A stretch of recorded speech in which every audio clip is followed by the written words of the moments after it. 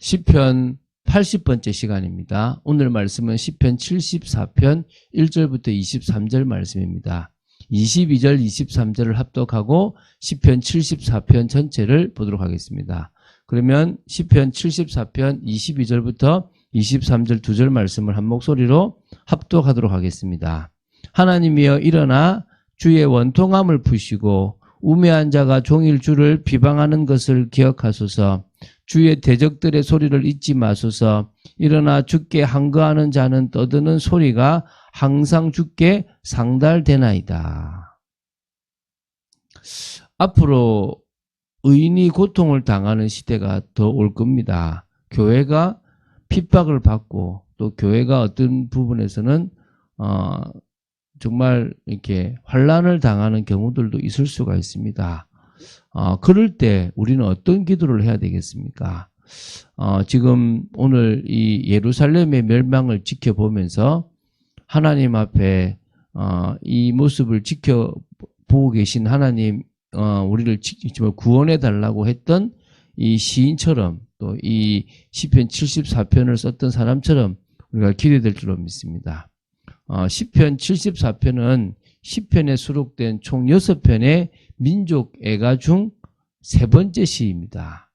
그러니까 민족 애가라고 보시면 되겠죠. 민족에 대한 우리나라를 생각하면서도 정치가 또 경제가 무너지고 있는 이때에 또 우리는 이 나라와 이 민족을 위해서도 기대될 줄로 믿습니다.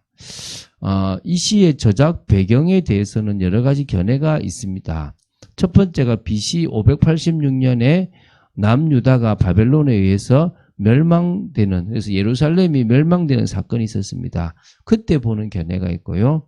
BC 167년, 성경에는 기록되어 있지 않는데요. 시리아의 안티오크스 에피파네스에 의해서 성전 회파가 되어졌던 그때를 사건으로 보는 것이 있습니다. 왜 그러면은 이 시편 그러니까 다시 보면 BC 167년 이 시리아에 의해서 멸망된 것을 보냐면 8절에 회당이라는 표현이 있어요. 회당이라는 것은 포로 시대 이후에 생겨난 것이기 때문에 이때 이 뒤에 있었던 것이 아니겠냐라고 보는 견해가 있고요. 또 이 8절에 회당이라고 번역된 단어가 4절에서는 주의 회로 이렇게 번역되고 있기 때문에 8절에 이 회당이 꼭 포로시대 이후에 생겨난 회당이라고 볼 수만은 없다라고 보는, 그래서 회당은 그냥 율법을 가르치는 그런 장소로 여겨진다라고 보시면 될 것 같아요. 그래서 이 예루살렘 성과 성전의 파괴가 바벨론에 의한 예루살렘 멸망 사건과 가장 부합하는 부분에서 볼 때 우리는 이 부분을 바벨론에 의한 예루살렘 멸망 사건 때 그때 그때 그 멸망을 보면서 쓰지 않았나라고 이렇게 보고 있습니다.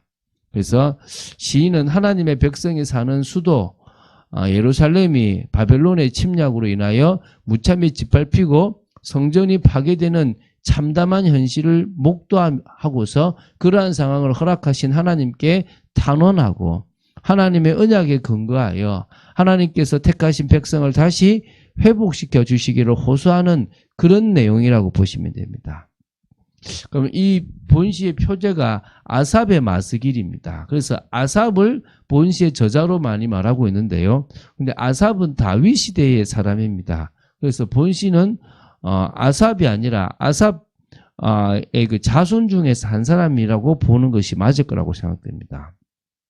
그래서 본시는 저자와 저자 배경이 같다는 점에서와 예루살렘의 멸망 사건이 하나님의 영광을 가린다는 그런 사실에 근거하여 하나님께 민족의 구원을 호소하는 데 있다는 부분에서는 시편 79편하고 공통점이 있습니다. 차이점에 대해서는 79편에 가서 조금 나눠보도록 해서 오늘 생략하도록 하겠습니다. 자, 그러면은 이 시편 74편의 내용을 좀 구체적으로 보겠습니다. 크게 세 부분으로 나누어 볼 수 있습니다. 첫 번째가 1절부터 11절입니다. 하나님께서 택하신 백성을 망하도록 버려두신 하나님을 향하여 이스라엘의 수도였던 예루살렘의 참상을 지금 토로하면서요. 당신께서 택하신 백성을 당신께서 구원하여 주시기를 단언하는 그런 내용으로 보시면 됩니다. 그래서 좀 다 읽기는 너무 길기 때문에 그냥 내용들을 좀 이야기하겠습니다. 1절에서 11절은 이방인의 침략으로 인한 하나님께서 택하신 백성의 참상, 특히 성소의 참상을 좀 나열하고 있다고 보시면 됩니다.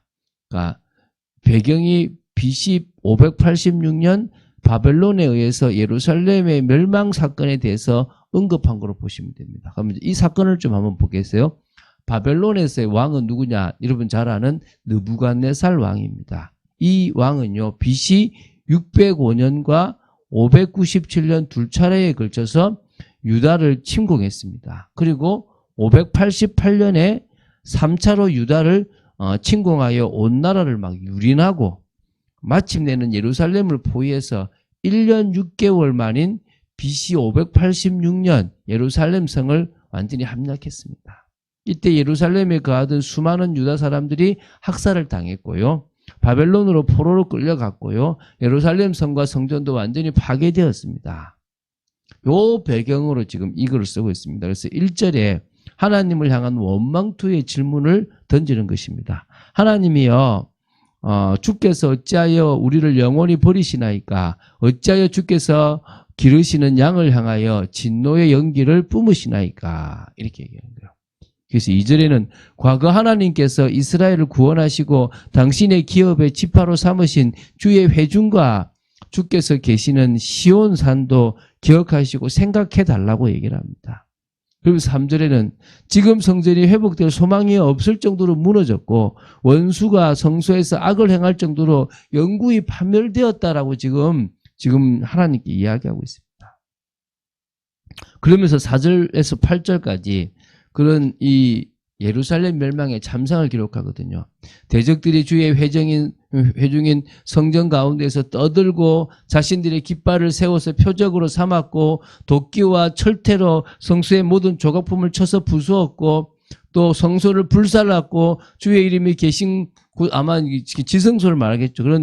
그 현장을 막 더럽혀서 땅에 엎어 버렸다. 그래서 하나님의 백성들이 모이는 구별된 장소를 불살랐다. 이제 이런 것들을 지금 하고 있습니다.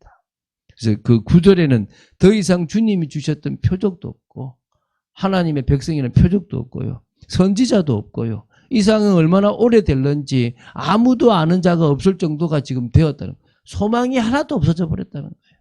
그래서 10절, 11절을 통해서 이런 상황에서 하나님께 언제까지 이렇게 두실 것인지 좀 질문했습니다. 그러면서 저 대적들을 멸해달라고 지금 기도하고 있는 거예요. 12절부터 17절입니다. 어떤 의미에서는요, 좀 북한에 있는 그런 경우들이 좀 이런 경우가 아닐까 생각됩니다. 북한에 있는 사람들이 교회가 파괴되고 문제가 생겼던 이런 상황 속에서 그런 했던 기도지 않겠나 생각됩니다. 우리 12절부터 17절은 좀 본격적으로 하나님께서 이스라엘 회복을 호소하기에 앞서 그 근거로 삼기 위하여 과거 하나님의 구원 사역과 하나님의 창조자로서의 권능을 회고하는 겁니다. 12절부터 갑자기 좀 시의 분위기가 바뀌었어요. 하나님은 과거부터 항상 나의 왕이셨고 사람에게 구원을 베푸시는 분이셨다는 겁니다. 그래서 13절에 애굽을 홍해 가운데 멸하셨고 그리고 또 뭡니까? 그리고 14절부터 15절은 광야에서부터 또 이렇게 하나님께서 역사하셔서 만나와 메추라기로 먹이시고 반석에서 물을 내셨던 이런 부분들을 좀 이렇게 다르게 설명하고 있다는 겁니다. 16절부터 17절은 모든 것의 주권자요 모든 것의 기초를 정하신 분이 하나님이심을 고백하고 있습니다. 이 세상의 모든 땅의 경계를 정하셨고 여름과 겨울 등 모든 자연법칙들까지 다 만드신 분이 하나님이라는 거예요. 그래서요. 마지막 세 번째는 끝으로 18절부터 23절인데요.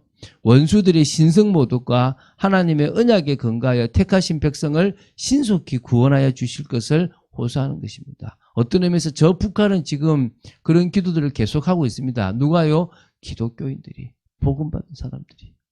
그 기도에 하나님은 저 북한의 기도도 응답하실 것이고 또 우리 이 교회에 대한 또 민족에 대한 아픔들도 받아주실 거라 믿습니다. 하나님께서 이스라엘의 조상들과 맺으신 언약으로 이 아브라함의 언약, 시내산의 언약, 다윗의 언약이 있습니다. 그런 그 언약에 근거해서 당신의 백성을 회복시켜 달라고 지금 간구하고 있습니다. 그래서 하나님께서 이스라엘의 하나님이 되고 이스라엘의 하나님의 백성이 된다는 그 언약입니다. 하나님은 그런 언약 가운데 이스라엘로 번성케 하고 장대케 하겠다고 말씀하셨습니다. 그런데 당시 이스라엘 형편은 어땠습니까? 하나님의 백성이라고는 차마 말하기 어려운 참담한 상황 가운데 놓여 있었습니다. 하나님은 그들을 더 이상 돌보시지 않았습니다.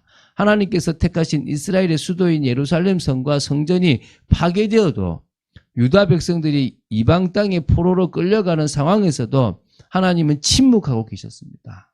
그래서 이 같은 상황만 놓고 보면 하나님의 언약은 이미 파기된 것처럼 보였습니다. 더 이상 하나님과 이스라엘은 아무런 상관도 없는 것처럼 보였다는 것입니다.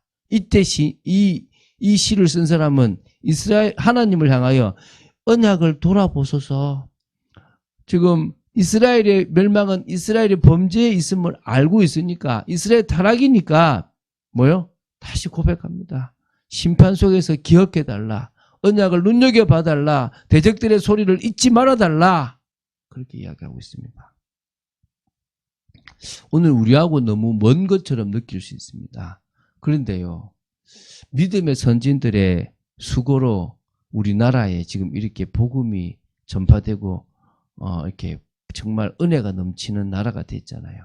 근데 사실은 우리나라보다 북한이 이 대한민국의 예루살렘이라고 할 정도로 되게 부흥됐던 장소고요. 주일은 다 문을 닫을 만큼 그 정도로 이렇게 믿음의 사람들이 영향력이 컸던 곳이었습니다. 그런데 신사참배 한 번의 그 찬성으로 지금 저 북한이 지금 흑암에 덮여버렸고 교회가 핍박을 지금까지 70년 넘게 받고 있습니다.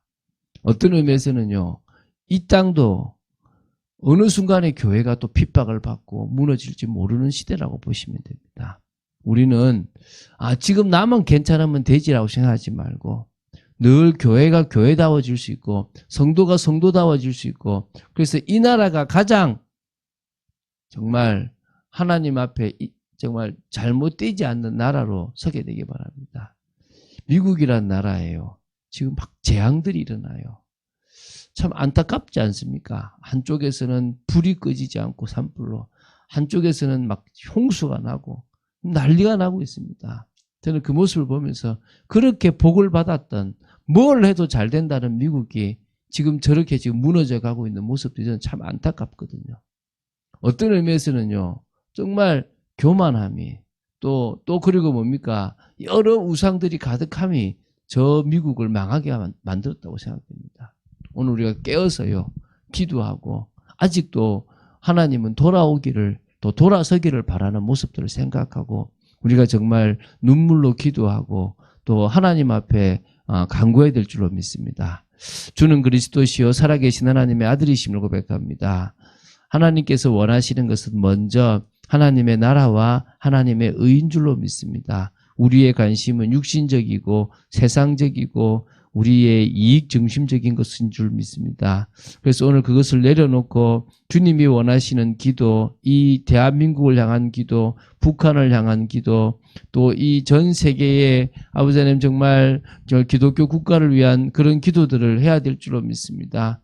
아버지 정말 깨어있는 저희들 되게 하시고 믿음의 고백이 되는 저희들로 삼아 주시옵소서. 오늘도 은혜 속에 있기 원하며 정말 이런 고통의 순간이 오지 않을 수 있을 만큼 저희들이 깨어있게 하여 주시옵소서. 주 예수 그리스도 이름으로 기도드립니다. 아멘.